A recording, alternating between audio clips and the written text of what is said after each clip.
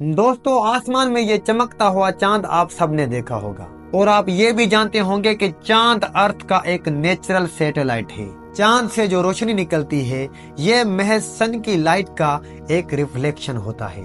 इसका मतलब कि सन की लाइट जैसे ही चांद की सतह पर लगती है, चांद आसमान में चमकने लग जाता है। इस तरह से आप चांद के बारे में बहुत कुछ जानते होंगे, लेकिन क्या आप जानते हैं कि ये चांद बना कैसे और क्या होगा अगर चांद डिस्ट्रॉय हो जाए? क्या चांद के ना होने से हमारी अर्थ पर लाइफ बचेगी? इन सारे सवालों को जानने के लिए आप हमारी वीडियो से एंड तक जुड़े रहिएगा। हेलो दोस्तों, मेरा नाम है आतिफ अली और आप देख रहे हैं हमारा लांगा क्रिएशन यूट्यूब चैनल। अगर आप इस चैनल पर नए हैं तो लाइक और सब्सक्राइब जरूर कीजिएगा। दोस्तों, सबसे पहले बात करते हैं कि हमारा चांद बना कैसे। ये कहानी है उस वक्त की जब हमारा सोलर सिस्टम नया नया बना था। आज से 4.6 बिलियन साल पहले स्पेस में गैसेस और डस्ट ने मिलकर हमारी जमीन को बनाया था और उस वक्त हमारी जमीन ने सूरज को चक्कर लगाना शुरू कर दिया था। उस टाइम हमारी अर्थ का साइज आज की अर्थ से बड़ा था और तभी शुरुआत होती है चांद के बनने की। दोस्तों, हमारे साइंटिस्टों का ये मानना है कि आज से 4.5 बिलियन ईयर पहले एक थिया नाम का प्लैनेट हमारी अर्थ से टकरा गया था। उस टाइम हमारी जमीन एक लावा बन चुकी थी और टक्कर की वजह से जो टुकड़े सरफेस से उड़कर स्पेस पे गए थे वो टुकड़े जमीन को ऑर्बिट करना शुरू कर रहे थे। बाद में वो टुकड़े मिलने लगे और अर्थ को घूमने वाली एक नई दुनिया को जन्म दिया जिसका नाम था चांद। दोस्तों, जब हमारा चांद नया नया बना था तो अर्थ की तरह मून से भी ज्वाला निकल रहा था। उस टाइम चांद 22,530 किलोमीटर की दूरी से अर्थ को ऑर्बिट करता था, जबकि आज चांद लगभग 3.5 लाख किलोमीटर की दूरी से अर्थ को ऑर्बिट करता है। खैर, वक्त गुजरता गया और अर्थ के साथ हमारा मून भी ठंडा होता गया। उस वक्त हमारे मून का सरफेस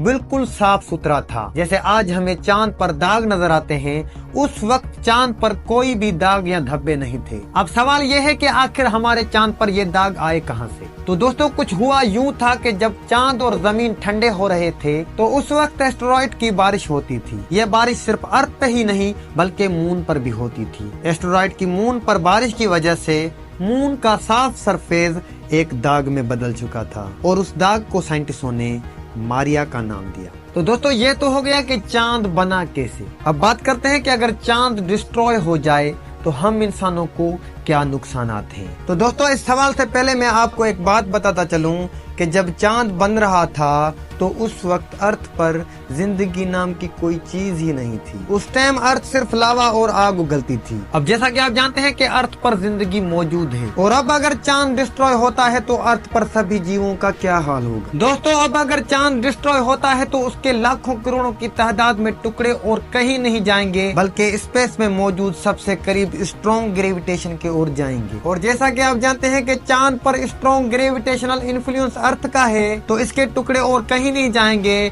बल्कि अर्थ की ओर खींचे चले आएंगे, जिसे हम लूनर शावर की तरह देखेंगे। और दोस्तों, इसका हशर कोई मामूली सा नहीं होगा बल्कि एक खतरनाक आजाब की तरह होगा, क्योंकि आसमान से आग में लिपटे हुए भारी भरकम पत्थर हम इंसानों के ऊपर गिरेंगे और हम इंसानों को जला के राख कर देंगे और अर्थ पे आधे से ज्यादा जीव आग में जल के राख हो जाएंगे। अब जो बचे कुछ जीव होंगे उनकी मौत तो और भी खतरनाक होगी, क्योंकि कुछ पत्थर अर्थ के सरफेस पे गिरने से पहले ही एटमॉस्फेयर में खत्म हो जाएंगे और इससे धीरे धीरे अर्थ का टेम्परेचर बढ़ता चला जाएगा और ये टेम्परेचर इतना बढ़ जाएगा कि अर्थ पर आग के तूफान शुरू हो जाएंगे और इससे बचे कुछ जीव भी जल के राख हो जाएंगे। अब दोस्तों, आप ये सोच रहे होंगे कि ये लूनर शावर हमारे अर्थ पर आने के बजाय अगर हमारी अर्थ को ऑर्बिट करना शुरू हो जाए जैसे कि चांद को बनने वक्त हुआ था तो क्या हम बच सकते हैं? तो इसका जवाब है एब्सोल्युटली नॉट। क्योंकि दोस्तों, अगर अर्थ पर एक दिन 24 घंटे का है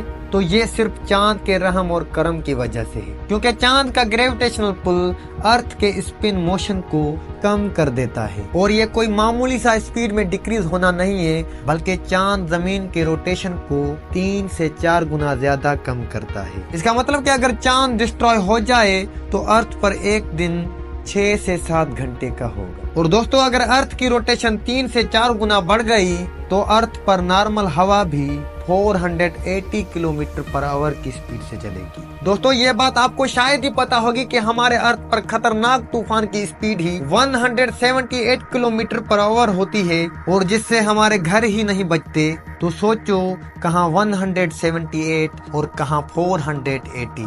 इससे आप अंदाजा लगा सकते हैं कि हमारा क्या हशर होने वाला है, क्योंकि दोस्तों इतनी तेज हवा में कोई भी जानदार जिंदा नहीं रह सकता। सिर्फ वही जीव जिंदा बचेंगे जो जमीन के अंदर रहते हैं। इसका मतलब कि अगर चांद फटता है तो हम इंसानों का ऐसे या वैसे मरना तो तय है। अब दोस्तों ये उन जीवों का अंत था जो अर्थ के सरफेस पर रहते हैं। अब सवाल ये है कि समुद्र में जीने वाले जीवों का क्या होगा। चलो इसे भी जान लेते हैं। दोस्तों आपने सुना होगा कि चांद की वजह से अर्थ पर मौजूद समुद्र में लहरें आती हैं, और इन लहरों की वजह से समुद्र में जो भी जीव हैं वो जिंदा रहते हैं। अब आपके मन में सवाल होगा कि कैसे, चलिए समझते हैं। दोस्तों वाटर और एयर के बीच में ऑक्सीजन कंटिन्यूसली एक्सचेंज होता रहता है, लेकिन ये एक्सचेंज तो सिर्फ पानी की सतह तक होता है। अब पानी की गहराई में तो ऑक्सीजन जा ही नहीं रहा, और इसी वक्त शुरुआत होती है हमारे चांद के काम की। जब चांद के ग्रेविटेशनल फोर्स से समुद्र में लहरें उठ के गिरती हैं, तब ऊपर सतह वाला पानी